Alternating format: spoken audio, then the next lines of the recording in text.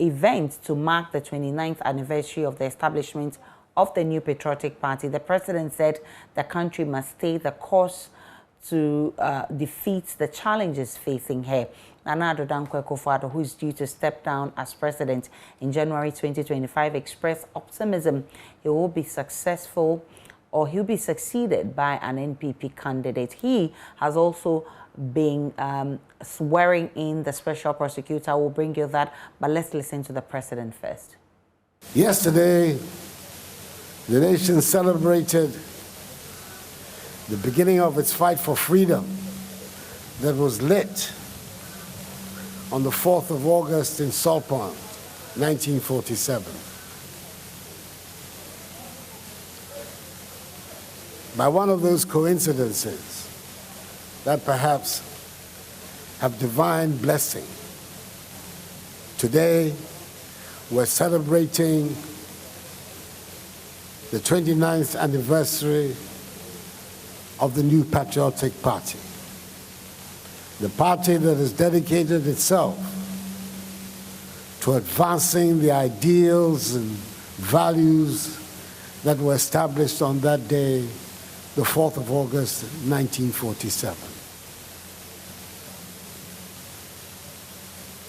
The political tradition that was born on that day has gone through a lot of challenges, a lot of turbulence, a lot of difficulties, but has consistently emerged stronger and stronger. So today, the challenges that confront our country, the difficulties that we have been plunged into by the COVID, is going to give us the opportunity to grow stronger and stronger. And that strength, that strengthening of our party, its organs,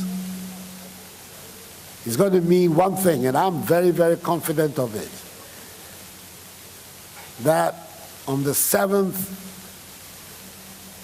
of December, 2024, the new NPP presidential candidate is going to win the election of 2024.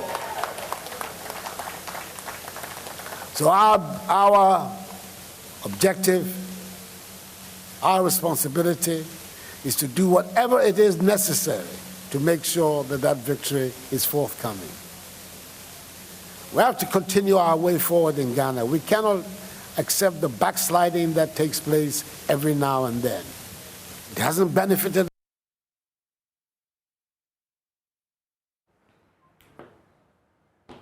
General Secretary of the new Patriotic Party, John Boadu, says the NPP holds the record as a champion of social intervention programs in the country. Though a firm believer of property-owning democracy, the party, according to John Boadu, has introduced more human-centered policies than its main rival, the NDC. At a media event to celebrate 29 years of existence as a political party, Mr. Boadu said Ghana is better off under the NPP, warning a change in government in 2024 will slip the country back into incompetence.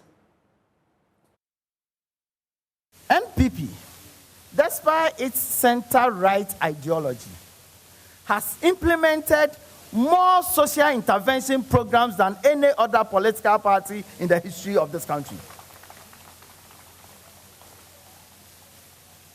Despite the fact that we are a center-right political party, because we care for the masses, we care for the poor, there's no party in this country that has implemented more social intervention programs than the new Patriotic Party. Kufuor established the National Health Insurance and provided free maternal health care. He introduced the Livelihood Empowerment Against Poverty for indigent families and provided a capitation grant and the Ghana School Feeding Program. He undertook pension reforms, instilling sanity and bringing relief to retirees. He also initiated cocoa mass spraying, creating new jobs, higher yields, and increased incomes in the cocoa sector. President Nana Addo Dankwa Akufo-Addo has also continued with innovative social interventions. One of his greatest legacies is free senior high school education. This is set to provide a literate society which will ensure skills and technical innovation to feed the industrialization drive of our government. We have also delivered one constituency, one ambulance program, a drone service for delivery of medical supplies. This is the first time. And our drone service here is one of the best in Africa, if not in the world. We quickly restored teacher training allowances that was scrapped by our predecessors. We also restored nursing training allowances.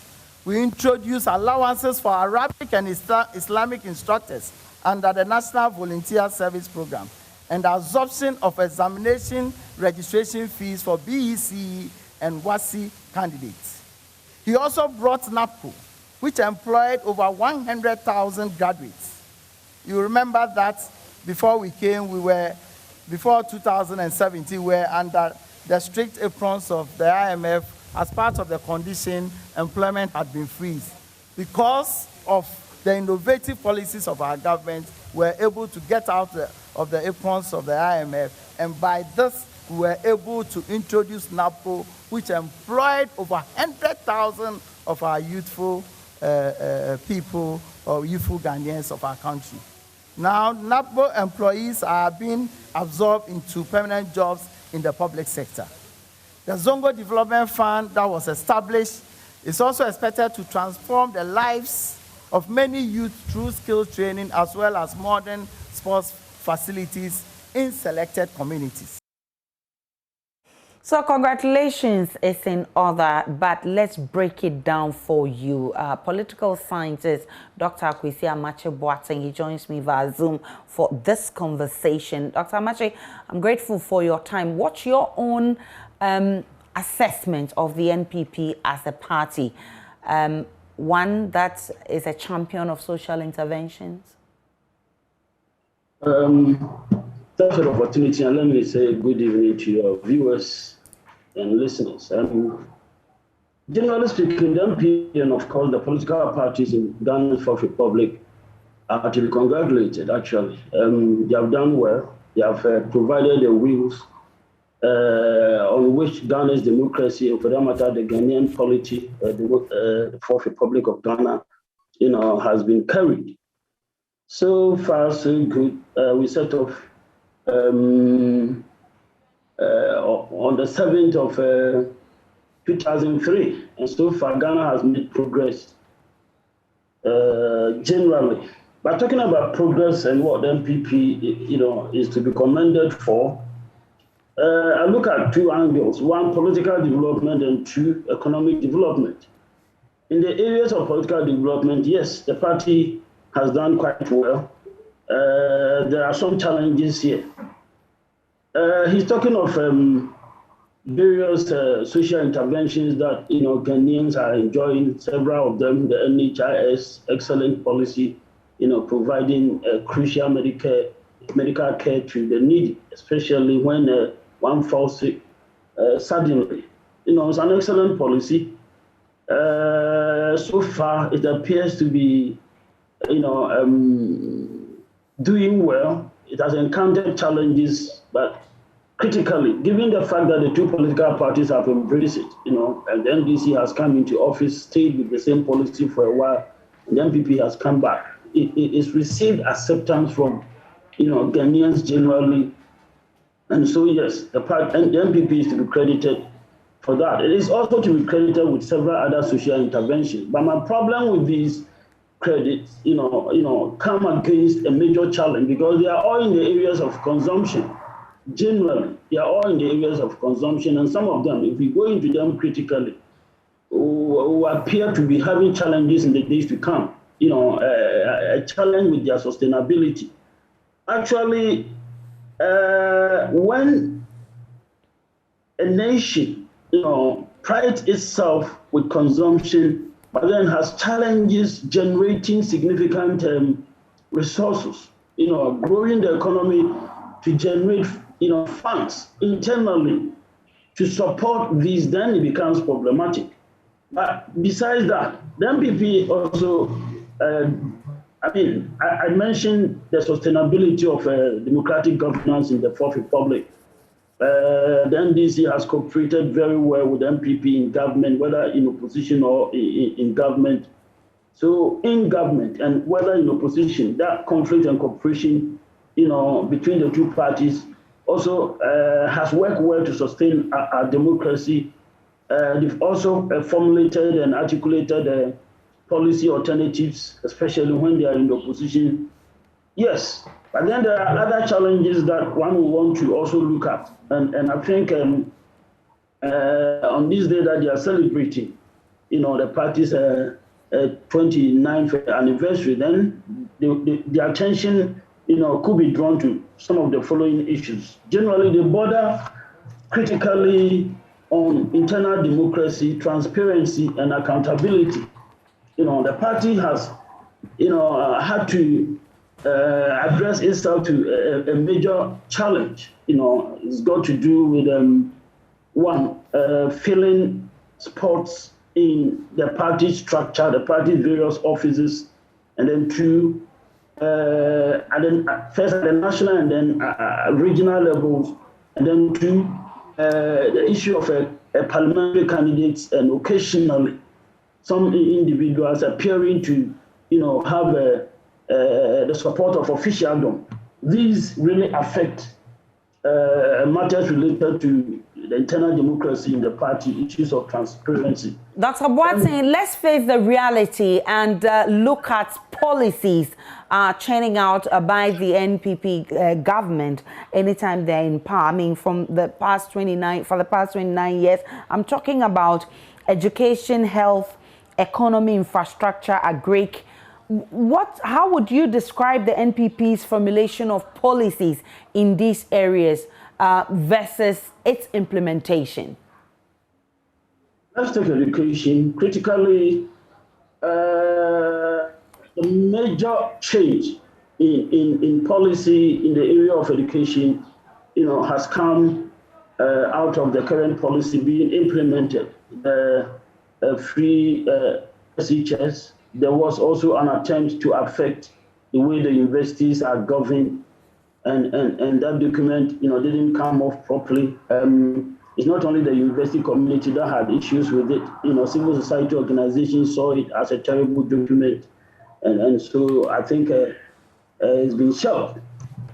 Going back to this free SHS policy, looking at it generally, any policy that seeks to provide education to the rank and file, majority of Ghanaians, if not everybody, should be lauded on the grounds that it's a major attempt at building Ghana's technical capacity.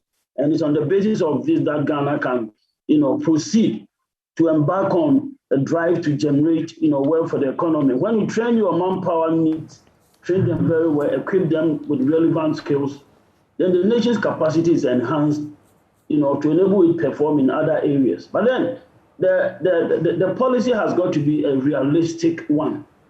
I call it a major consumption drive, because where is the money to support such a policy? And generally, why did we have to start at the senior high school level? I was thinking that, we have teething challenges at the primary and JHS level around the country, in the villages, in the hinterlands, so many areas that even don't have roads,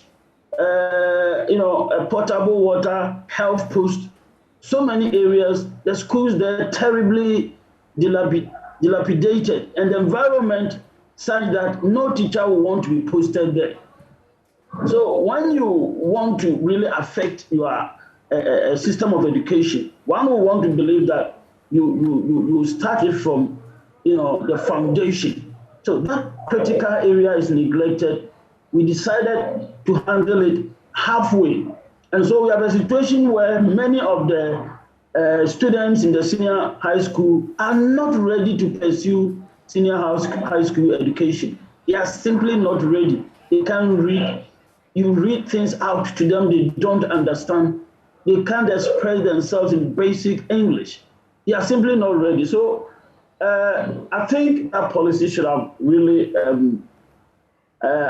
been subjected to a national sort of conversation, given its fundamental nature and the fact that it is the taxpayers' money that is going into it. Besides that, you need to examine Ghana's economy, the size of the economy, our revenue generation capacity, before you decide to spend a sizable amount of the same revenue generated at the end of the year in a particular field. And I think we didn't do that. We didn't do that. So that policy, generally speaking, a laudable one, but the way it was formulated, I think we didn't get the policy right. We started it at a wrong level. I think we should have gone to the fundamentals, should have gone to the primary schools, should have gone to the JHS before moving up. And two, given the size of the economy, we are not ready to finance education freely the way this one has been rolled out. We are not ready. Countries that are fabulously rich don't do that.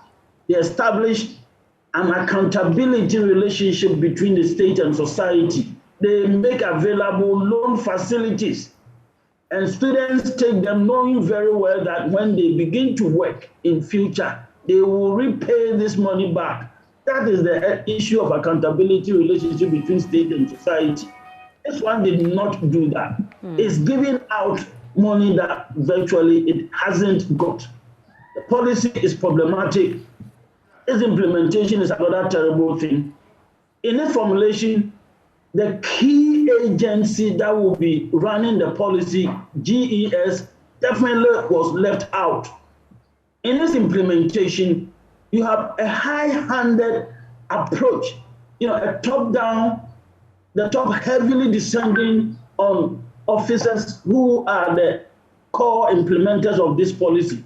You wonder whether at any material moment in time they go down to do an evaluation. And have they created an environment to enable the implementers share their real experiences with them? I don't think these are there. So definitely. Implementation too is as it is. If you look at it from the angle of development administration, it's a terrible thing because the two, politics and administration, will have to work hand in hand. That is not what is happening now. We don't have thinking and doing going hand in hand. Dr. Kwesi Amache Boateng, thank you so much this afternoon for joining the conversation. I'm grateful that you joined us.